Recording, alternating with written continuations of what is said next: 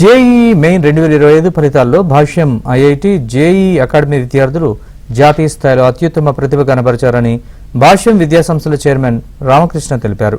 గుంటూరు చంద్రమౌళి నగర్లోని భాష్యం మెయిన్ క్యాంపస్లో జేఈలో ఉత్తమ ప్రతిభ కనబరిచిన విద్యార్థులను ఆయన అభినందించారు.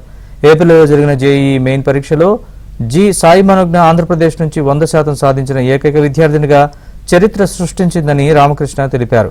అలాగే ఫిమేల్ కేటగిరీలోనూ సాయి మనోజ్ఞ ఆల్ ఇండియా టాపర్గా నిలిచి ఓపెన్ కేటగిరీలో ఆల్ ఇండియా 18వ ర్యాంకు సాధించిందన్నారు.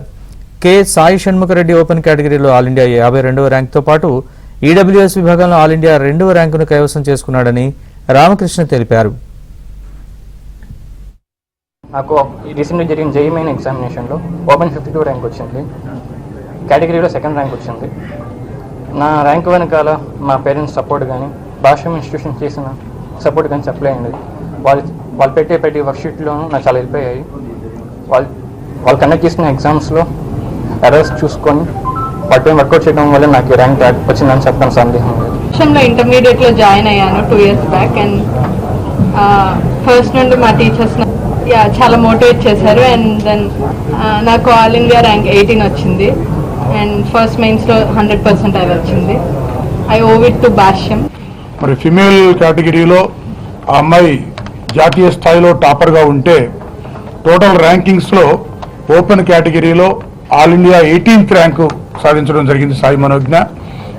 అలాగే సాయి షణ్ముఖరెడ్డి మరి 52nd ర్యాంకు సాధించడం జరిగింది ఈ జేఈ మెయిన్లో ఓపెన్ కేటగిరీలో. తర్వాత ఈ సాయి మనోజ్ఞ మరి అంత 24 మంది పర్సంటేజ్ సాధిస్తే ఆంధ్రప్రదేశ్కి సంబంధించి ఓన్లీ సాయి మనోజ్ఞ ఉండటం, మరి అందులో ఆ అమ్మాయి కూడా గుంటూరు అమ్మాయి కావటం మన గుంటూరుని జాతీయ స్థాయిలో మరి ఆ అమ్మాయి నిలబెట్టి మన ఖ్యాతిని పెంపొందించిందని చెప్పుకోవడానికి భాష్య విద్యా సంస్థల తరఫున మేము ఎంతో గర్వంగా ఫీల్ అవుతున్నాం.